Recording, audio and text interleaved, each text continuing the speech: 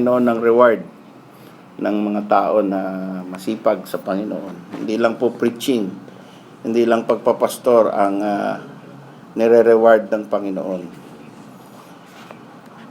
And so let's go now to Isaiah chapter 15.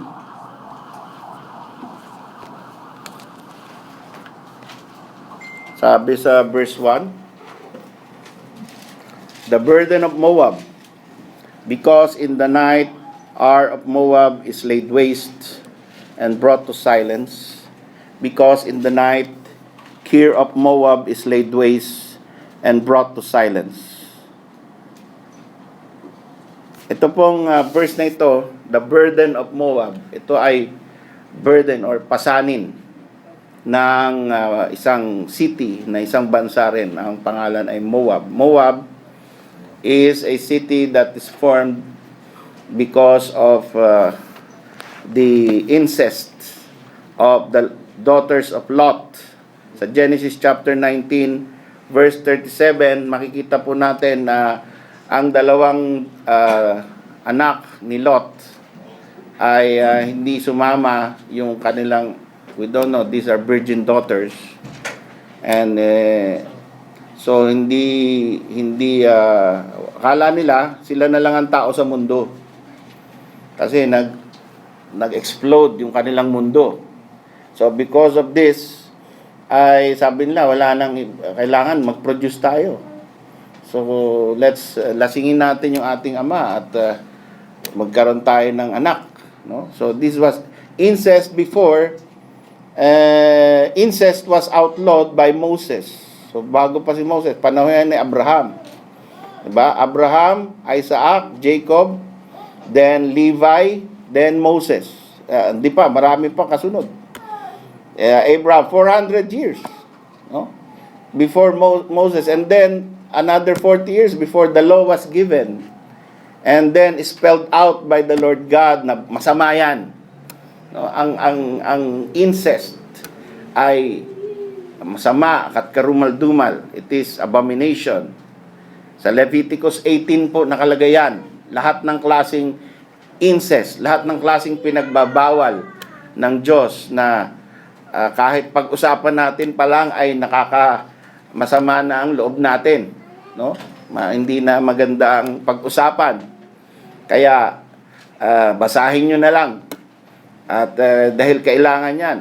And that also tells us that the Lord gives us definite instruction even in every facet of our lives. Yung appetite natin, yung inclinations natin, yung sinful inclinations natin, dinidil ng Panginoon yan. Kaya po, let's keep on reading the Word of God so that we will know. Merong isang, dahil yan na ngayon ng uso, no, live-in partner, ang society natin, Philippine society, naisip nila na normal na yung live-in partner. Naisip nila na this is the way to go. While the gays want marriage, the normal people, the straight people don't want marriage. They go into a relationship without marriage. Baliktad. No? So, ito po ay nagiging society na papasok tayo ng Western morality. At hindi maganda po yan sa atin. Now, Moab, the national god of Moab was Chemosh. Yan po ang kanilang god. No? Ang pangalan ay Chemosh. Numbers 21:29. Woe to thee, Moab, thou art undone, O people of Chemosh. So, ina-identify ng Panginoon ang isang bansa kung sino yung Diyos niya. Ang Pilipinas ba? Sino ang Diyos ng Pilipinas?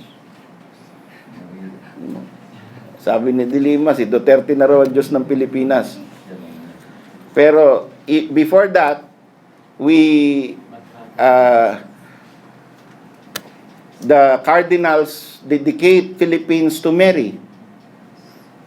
And so we have the EDSA Shrine na yearly nag-aano sila diyan. nag-pilgrimage yung mga yellow crowd. Dahil sabi nila, yan ang nagsalba sa atin sa dark days of martial law. So, ito po, no, bawat bansa, kaya ang Israel ay sabi, ako ang Diyos nyo. Sabi ng Panginoon. Dapat wala kayong iba kasi kung may bansa nga asahan na tama ang Diyos, Israel, galit ang Diyos. Pagka nagkakaroon ng ibang Diyos, napupunta sila sa compromise with other gods. Kaya po, ang Panginoon, minsan, may mga tao na sabi, hayaan mo na lang sila. Bayaan mo sila sa kanilang free will kung sinong gusto lang sambahin na Diyos o walang Diyos. Ang Diyos po ay galit doon sa mga ibaang Diyos. Kahit ikaw ay anong pakamang bansa, inuusig ng Diyos ang bansa na mayroong ibang Diyos sapagkat iisa lamang ang tunay na Diyos. Kaya tayo na mga sumasampalataya sa tunay na Diyos, ay hindi tayo dapat mangimi na magsalita laban sa ibang Diyos. Hindi tayo dapat parang we feel bad bakit nakikialam tayo sa Diyos ng iba.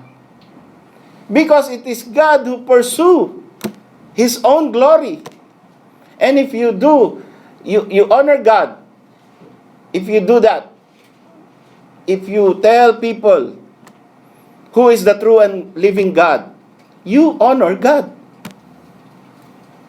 Let's not be politically correct and say, hayaan mo na lang sila. Let's just leave them to their own gods. Ito, nagagalit ang Diyos. Kaya nga sinaya, the burden of Moab. Kasi your God is Chemosh. Therefore, I will destroy you. And even God's people, if they worship wrong, He punished them. Kaya po tayo, maingat din tayo dito sa worship natin. Yung Lord's Supper natin, yung baptism natin, kung sino yung tatanggapin natin na members, papaano tinatanggap, papaano tayo nagwo-worship service, anong Bible ang binabasa natin, anong klaseng music ang ating pinapayagan na maging music dito. Yung behavior natin. Sabi ni Paul, that thou oughtest know how thou oughtest to behave thyself in the house of God, which is the church of the living God, the pillar and ground of truth. Pagka ang isang church ay compromised at hindi na masyadong careful sa truth, sinisira mo yung pillar and ground of truth, ano mangyayari? Kaya merong ganyang klase na ang America is supposed to be the missionary sending nation. He became a great nation because he sent missionaries all over the world. Nagsasacrifice, mamatay, para lamang makapagpunta sa mga remote places at may bigay ang gospel sa kanila. They became a great nation. But once prayer was banned, and then pati pag-honor sa one true God ay masyado na silang naging welcome. Kung ano-ano. Ngayon, meron ng Bible study about Satan sa mga school. Meron na silang tinayo na yung gateway of Baal sa isang state. Tapos dito sa, I don't know which, I forgot which city is that. Naglagay sila ng goat na may sungay. At yan na ngayon, kumbaga, pwede yan kasi meron tayong freedom of religion, freedom to express, freedom and everything. That is an excessive use of freedom. And therefore, yan ang nangyayari. Nagkakaroon ng kung ano-anong judgment, namamatay ang mga tao sa terrorism, pinapasok ng kung ano-ano. At yan mangyayari sa atin if we make this mistake. At mangyayari yan sa church na to if we make this compromise. Pag tayo hindi na maingat, masisira. Ang spirit hindi na sa atin. Alam niyo yung ikabod. No? The glory has departed. that will be the name of our church in heaven. Ikabod. Mawawala na ang glory. Mawawala. So, we must be careful. God's instruction to Israel about Moab in Deuteronomy chapter 2 verse 9. The Lord said unto me, sabi ni Moses, sinulat niya sa Deuteronomy, the Lord said unto me, distress not the Moabites, neither contend with them in battle, for I will not give thee of their land for a possession, because I have given Ar unto the children of Lot for a possession. And when thou comest nigh over against the children of Ammon, verse 19, distress them not, nor meddle with them, for I will not give thee of the land of the children of Ammon any possession, because I have given it unto the children of Lot for a possession. Dalawa po yung anak si Moab tsaka si Ben-Ami, which became the Ammonites. So, children of Ammon, or Ben-Ami, and Moab, children of Moab. Sabi ng Panginoon, binigay ko sa kanila yung lupa na yan, huwag niyong kukunin. Huwag niyong gigirahin yung mga tao na yan. Sapagkat yan ay kamag-anak ninyo. Dahil yan, galing kay Lot. For the sake of Lot, huwag niyong gagalawin yung mga Moabites. Binigay ko sa kanila yan. Alam niyo kung saan Moab ngayon? Jordan. Jordan. Ngayon, nagbasa ako ng website ng Jordan. Sabi, ang dami raw secret incest doon. Yun daw ang sakit sa Jordan. Secretly. No? 60%. Secretly. Kumbaga, yun ay secret pa. Yun, hindi pa yun yung represent the general data. Kasi nga hindi nila nire-reveal, nakakahiya. No? Kaya mayroon silang mga kung ano-anong deformities. Pero yung nakakita ba kayong Jordan na Abnoy? Wala naman Mukhang matitino naman ang mga Jordanian nakita. Siguro hindi nakakapunta ng Saudi Arabia yung punta tayo Jordan, makikita natin. No? Anyway, yan ay established na talagang pag yung blood ay malapit, may kakaproblema. No? Yung incestuous relationships. Pero yan ay uso sa kanila, yung cousin, first cousin, second cousin, third cousin, ay nagpapakasal. No? So, this is just something which I read. But the Moabites, yung naging Jordan, balik tayo dun sa panahon ni Moses, hindi alam ng Moabites at ng Ammonites na binigay na sa kanila ng Panginoon yung lupa na yun. At sinabi na kay Moses, huwag niyong gagalawin. And because they were not familiar with the Word of God and they were not involved in knowing the Word of God, because of their ignorance, what happened? When Moses came near, because in order to go to the promised land, they were in the wilderness of sin 40 years. Umiikot sila dito.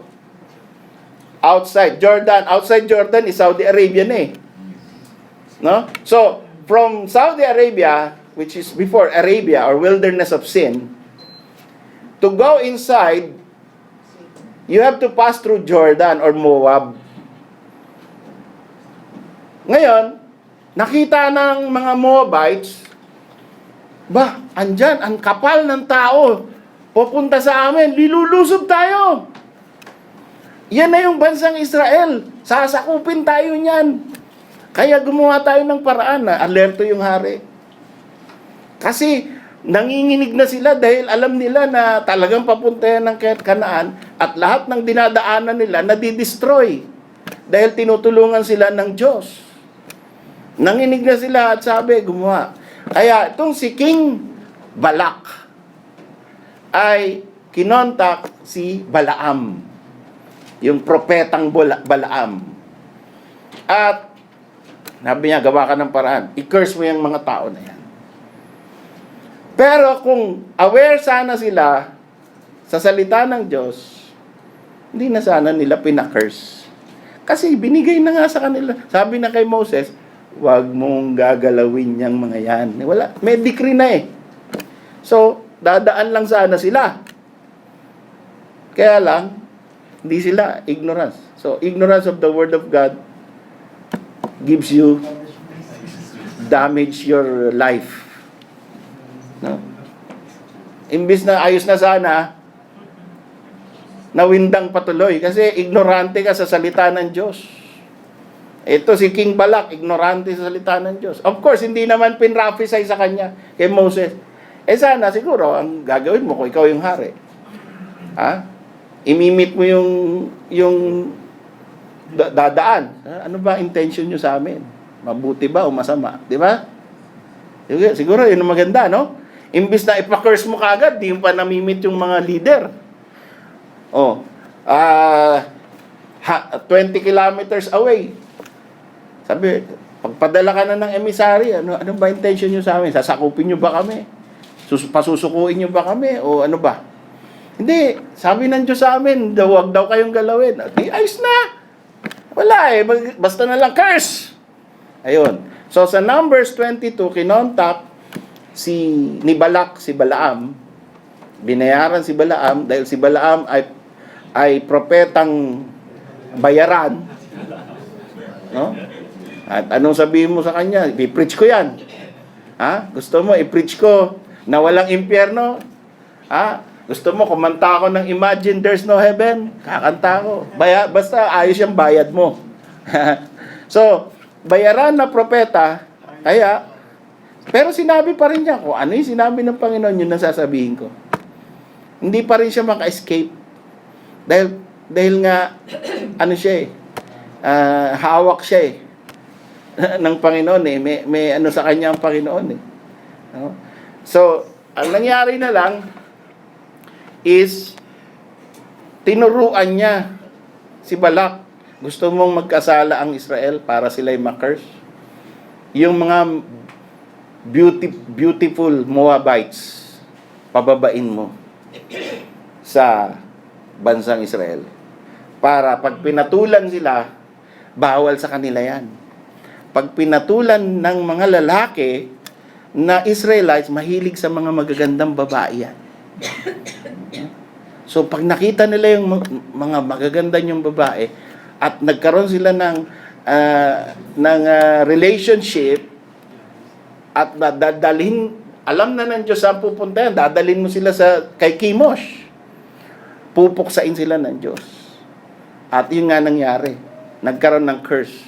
Nagkaroon ng plague because of that intermarriage which God did not want Israel to do.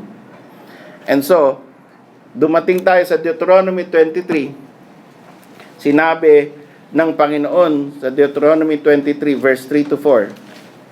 An Ammonite or Moabite shall not enter into the congregation of the Lord, even to their 10th generation shall they not enter into the congregation of the Lord forever. Yun ang decree ng Panginoon. Huwag niyong papapasukin sa worship area. Pagka nag-worship kayo, bawal ang Moabite. Forever. Up to the 10th generation. Because they met you not with bread and with water in the way when you came forth out of Egypt. And because they hired against thee Balaam the son of Beor of Pethor of Mesopotamia to curse thee. Yun ang consequence. No?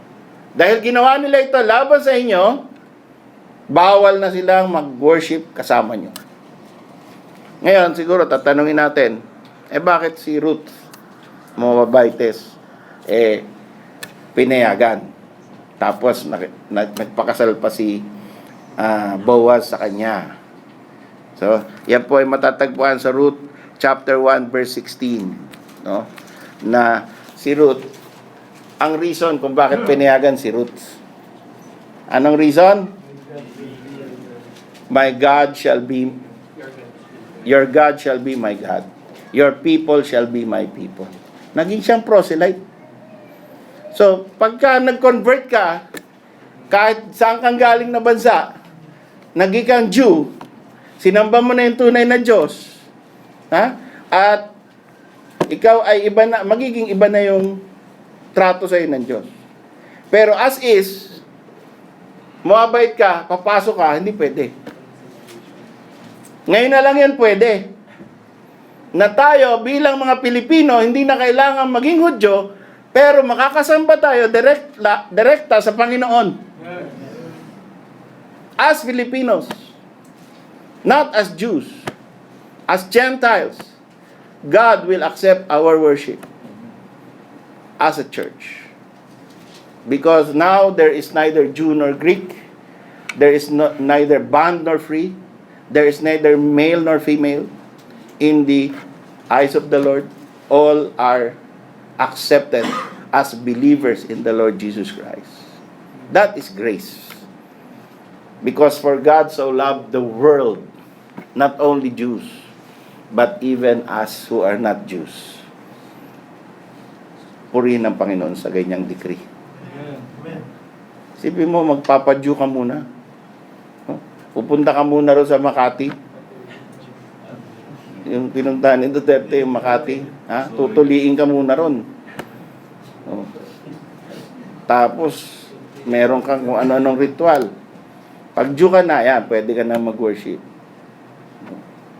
O pupunta ka pa ng Jerusalem, gaganong-ganong ka sa pader doon. Pero ngayon, wala tayong ganong requirement. Believe on the Lord Jesus Christ and thou shalt be saved. Amen. Simple. Simple. Plan of salvation. So, purihin ng Panginoon Diyos sa ganyang klaseng plano. Kasi po, sabi sa Nehemiah, isipin nyo, no? Nehemiah chapter 13. Nehemiah chapter 13, 23 to 26. Merong mga Jews na nagpakasal sa mga Moabites. In those days, verse 23, in those days also, so I Jews that had married wives of Ashdod, of Ammon, and of Moab. May nakita si Nehemiah na family, mga Jewish family. Pero, yung asawa, yung babae, hindi Jew. Ammonite, Ashdodite, Moabite. And their children spake half in the speech of Ashdod and could not speak in the Jews' language. Hindi na marunong Hebrew. Tinuturuan ng nanay, kasi yung nanay naiwan sa bahay eh. So, hindi marunong mag-Hebrew yung nanay, hindi perfect. So, tuturo niya yung lengguwahe niyang kinalakihan. Kaya yung bata, hindi marunong mag-Hebrew. Hindi marunong ng Jewish language. So, tinatanong niya, anong apay tinagan mo? Mapi malom. Nagulat si Nehemiah. Ba't di marunong to ng Ilocano? Ba't hindi marunong? Ano ba to? Sino ba nanay nito? Ako po. Oh. Bakit ganon? So, nagalit si Nehemiah. And I contended with them, verse 25, and cursed them. So, nagmumura pala si Nehemiah, no? Hindi pwedeng magmura. Sinabi ko lang nagmumura si Nehemiah. Hindi ko sinabi pwede tayong magmura. And smote, pinukpok, certain of them, and plucked off their hair. Sinabunutan. And made them swear by God, saying, Ye shall not give your daughters unto their sons, nor take their daughters unto your sons, or for yourselves. Did not Solomon, king of Israel, sin by these things? Yet among many nations was there no king like him, who was beloved of God, of his God, and God made him king over all Israel. Nevertheless, even him did outlandish women cause to sin. Actually, si Solomon built an altar to Chemosh because he married a Moabite woman. Unconverted Moabite woman. Yun ang pagkakaiba ni Boaz kay Solomon. Si Solomon, basta nakakita na maganda, asawa niya.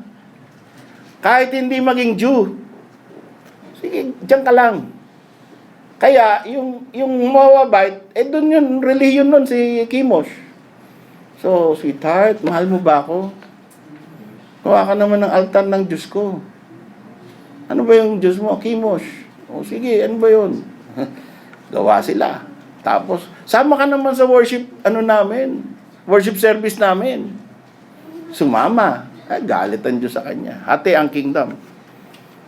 So, sabi ni Nehemiah, yan na nga ang nangyari kay Solomon. Di pa rin kayo natuto? Yung Moab na yan, no? So, binigyan niya ng paalala at pinagsasabunutan niya yung mga tao at pinagsasampal niya, no? At pinagmumura niya dahil sa sobrang galit. So, yun po ang nangyari. At nakita natin na kinuwento pa ng Panginoon yan. Yung incident na yan. Talagang galit ang Panginoon. Kaya pagdating na Isaiah chapter 15, eto na, the burden of Moab. Because in the night hour of Moab is laid waste and brought to silence. Because in the night, Kir of Moab is laid waste and brought to silence. So, ano ang makikita natin dito sa buong chapter 15 na ito? Talagang umiyak sila. Because, sabi niya, iiyak kayo. Nung prophecy ito ni Isaiah, hindi agad ito nangyari. 3 years pa bago nangyari ito. Pero sinabi niya, magkakaroon ng sobrang pag-iyak. Mawawalan kayo ng bahay, laid waste. And you will be brought to silence. Ibig sabihin, pag ubos na yung luha mo, sa sobrang pagtangis, tahimik ka na. Ubos na wala ka nang iiyak. No? Kaya, you are brought to silence. Wala nang happenings. Wala nang dancing in the streets. Wala nang celebrations. Because, maraming patay. At lahat umiiyak. So, this is the prophecy. This is the burden of Moab, which God commanded Isaiah to prophesy against Moab. Ito'y mangyayari, sure. God has the right and the power to lay waste and bring to silence an entire kingdom. Isipin niyo po yun. This is a prophecy to a kingdom, not just one man. And God has the right to do that. God is so powerful, He can execute what He wants to do. Amen. And He has the right to do it. And actually, He can silence the whole earth if He wants. And actually, it will happen that the whole earth will be silent in front of Him. Because when He displays His power, nobody can say, bakit ganyan? Sa ngayon, marami pang tao nagsasabi, walang Diyos, di totoo ang Diyos. Kasi, bakit nangyayari ito? Bakit pinapabayaan nyo? Hindi totoo ang Diyos. I question the existence of God. Pagdating ng paghuhukom, every knee shall bow, and every tongue shall confess that Jesus Christ is Lord, to the glory of God the Father. Walang mananatiling tuhod na hindi nakaluhod. At lahat ay magsasabi, you alone are God. Yan po ay agenda ng Panginoon, to give glory to Himself. Kaya po ginawa niya ang mundo, to glorify Himself. Ginawa niya ang tao. The end of man is to glorify God. And to get pleasure from God. That is the chief end of man. So the prophecy of Isaiah says God will do this to Moab. And the sins of Moab are two. He has a different God, and he cursed Israel. And ano sabi kay Abraham? I will curse them that curse you. Anybody who curse you, I will curse him back. Kaya, the burden of Moab is just waiting, is just something which is inevitable, but just waiting for the proper time. Pero mangyayari talaga. Because he cursed Israel and he has a different God. How a nation is brought to waste is under God's providence. Alam nyo, Moab was punished using another nation, Babylon. So yan ang paraan ng Panginoong Diyos to punish Moab. But God can also punish also other nations, not exactly by another nation instantly. Itong Moab, instant eh. Pag-atake in the night, kinabukasan, tapos sila. May mga nag-news ngayon na ang World War III daw, napakabilis na. Hindi nakagaya nung 3 taon. Di ba yung World War II? 1942 hanggang 1945, nagpasabog ng atomic bomb, tsaka lang natapos. Tagal, ang dahil namatay. Pag World War III, saglit lang. Baka 1 linggo, tapos na yung World War III kasi wala nang matitira.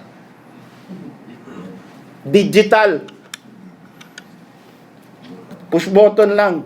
Para ka lang naglalaro, may sumasabog, totoo pala yun. Ganyan na ngayon ang warfare. And so, sa Exodus chapter 23, basahin po natin ito. Ito po yung paraan ng pagpatay ng Diyos o pagpapalayas ng Diyos sa mga bansa na i-ookupa ng Israel. Exodus 23:27, I will send my fear before thee and will destroy all the people to whom thou shalt come, and I will make all thine enemies turn their backs unto thee. So, anong unang isesend ng Panginoon? Fear. Takot. Hindi pa sila pumupunta, yung reputation nila nandun na. At nanginginig na ang tuhod ng mga tao bago pa nila atakihin. No? Saywar. Yeah? So God also has this strategy, psychological warfare. Sumuko na kayo dahil dudurugin namin kayo. Pag hindi kayo sumuko, papatayin ko kayo lahat. Yan. And the next is, I will send hornets before thee. Ayun, papadala ng mga insekto. Hornets. Ano ba yung hornets? Mga bubuyog na malalakas. Malalaki ba yun? So, bago pa dumating ang Israel, takot na sila sa Israel. Tapos, biglang lumusob ang mga bubuyog, mga hornets. No? So, lipat tayo ng bahay. 'Di ba? Kasi di tayo makakain. Nakakain natin bubuyog. No? Di tayo makatulog nang walang kulambo. Sa sobrang lakas ng bubuyog, nakakapasok sa kulambo. Kaya lipat tayo. So, aalis na yung mga tao kasi ganun ang sitwasyon. Makakatira ka ba ng maayos sa ganun? Okay? Ano pa? Sa 29, I will not drive them out from before thee in 1 year, lest the land become desolate, and the beasts of the field multiply against thee. By little and little I will drive them out from before thee, until thou be increased and inherit the land. Yun. Strategy ng Panginoon. Hindi biglaan. Kasi pag biglaan, nawalan ng tao bigla, anong papalit? Mga leon, mga ahas, mga hayop. Di pagpunta ng bansang ng Israel doon, papatayin sila ng mga leon. Kaya ang strategy ng Panginoon, dahan-dahan, aalis yung mga yan. Hanggang sa dumami na kayo dyan at ma-overtake nyo na yung mga yan. So, ang Panginoon, iba-iba ang way. Minsan, kalamidad. Kagaya nangyari sa Leyte. No? Na anday namatay, buong pamilya namatay. Sa isang iglap, 2 araw. Dahil sa baha, flash floods. No? Hindi mo akalain na yung nasa bubong ka na nga, inabot pa rin yung bubong. So, sino mag-aakala na ganun mo kamatayan nila? So, Moab's fall, prophesied before it happened, testifies that God speaks through Isaiah. God knows the end from the beginning, and the scriptures are from God.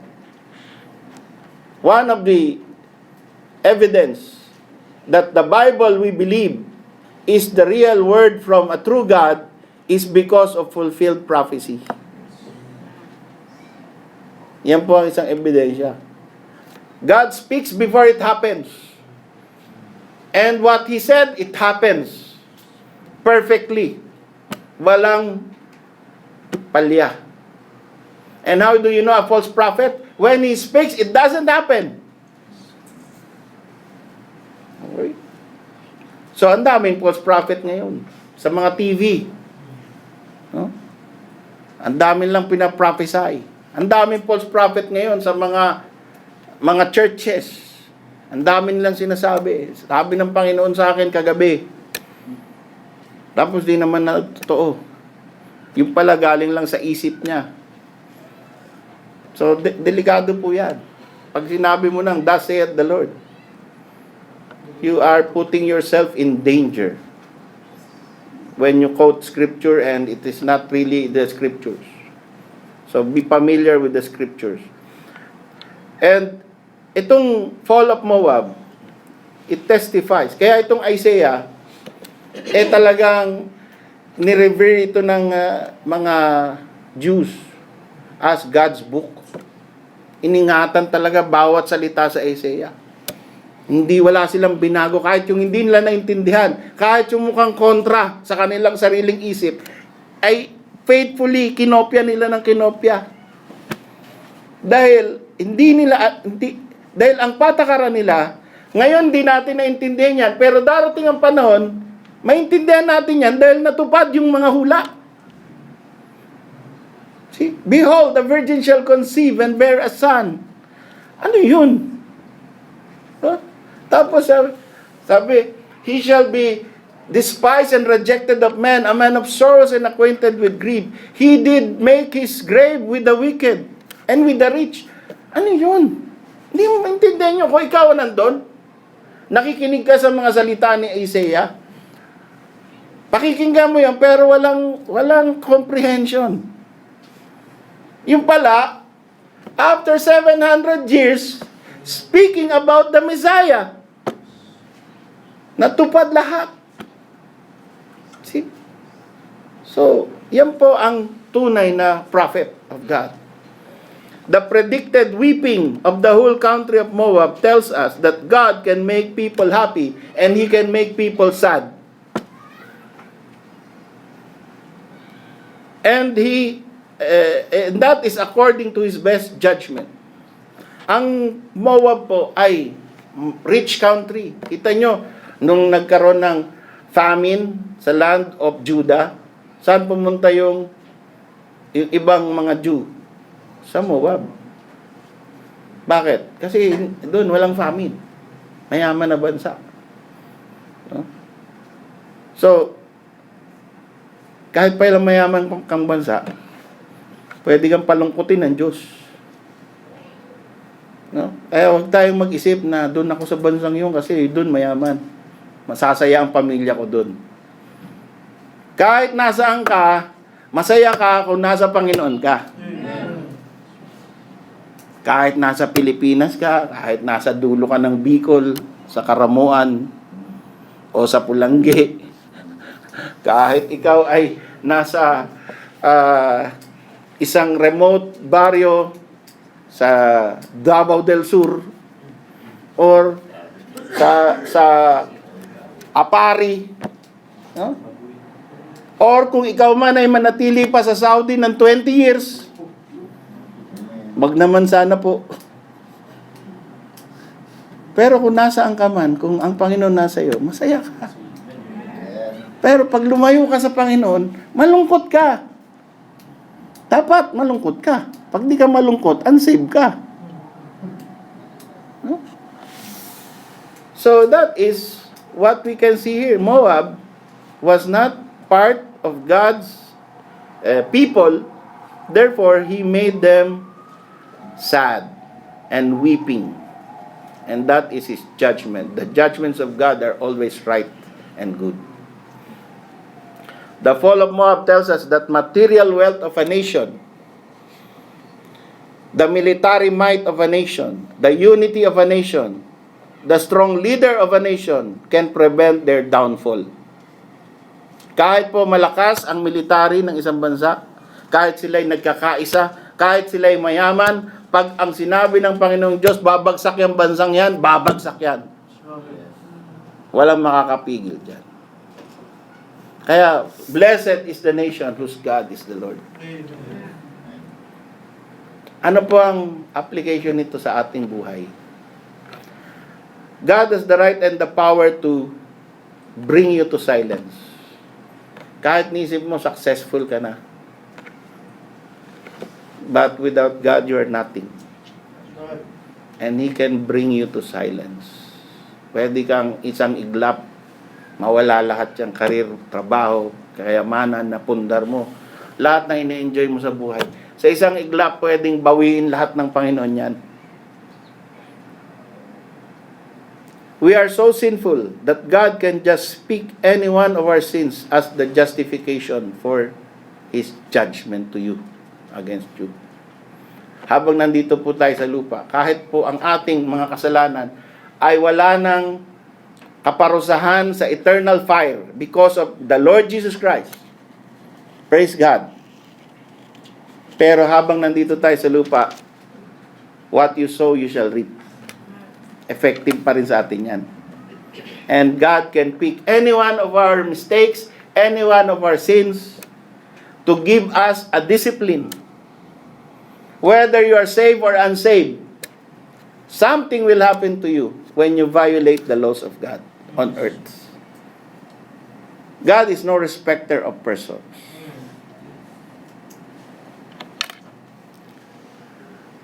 We only think of God's chastisement or punishment when sudden tragedies happen. But remember that God can choose to ruin a sinner's life slowly. Minsan, isip natin, pagka mabilis yung judgment, pinaparusahan yata ako ng Panginoon.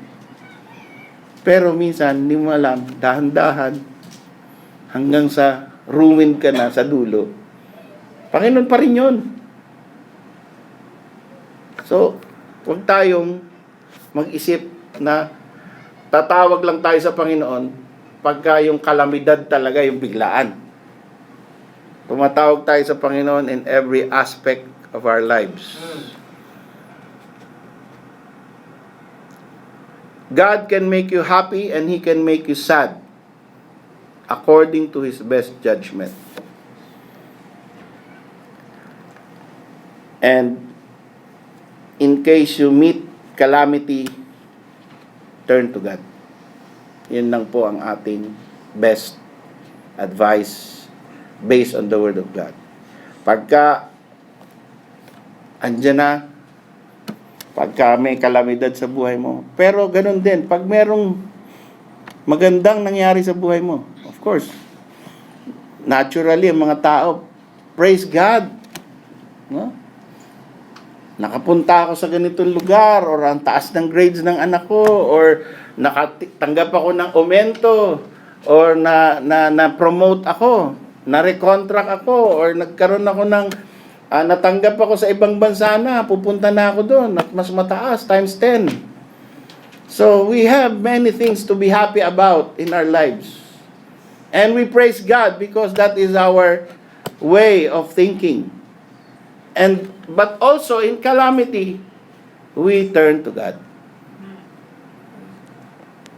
Sabi po ng Psalm 86, ito po ang ating huling verse. Pumunta po tayo doon. Psalm 86 verse 15.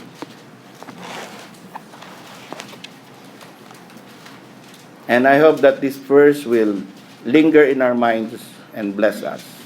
Sabi po ni David sa kanyang awit, "But thou, O Lord, art a God full of compassion." Psalm 86:15. "But thou, O Lord, art a God full of compassion and gracious, long-suffering, and plenteous in mercy and truth. O turn unto me, and have mercy upon me. Give thy strength unto thy servant, and save the son of thine handmaid. Show me a token for good, that they which hate me may see it and be ashamed, because thou, Lord, hast holpen me and comforted me." Pag tayo po ay nagkakaroon ng dumaranas tayo ng mga hindi maganda sa ating buhay, tumawag tayo sa Panginoon, sapagkat siya ay Diyos na punong-puno ng awa at ng biyaya at ng pagpapasensya, at napakarami niyang ibibigay sa ating tulong. Tumayo po tayo.